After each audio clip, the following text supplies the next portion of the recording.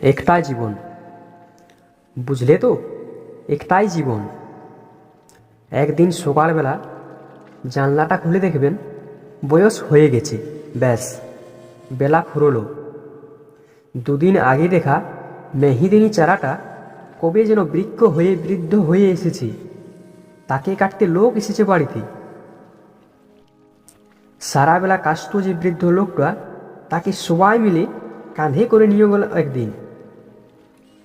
সদ্য গোপ ছাটা লাজুক ছেলেটা ঘর ছাড়ল, পাড়া ছাড়ল, ইউনিভার্সিটি গিয়ে আর ফিরলই না কোনো দিন।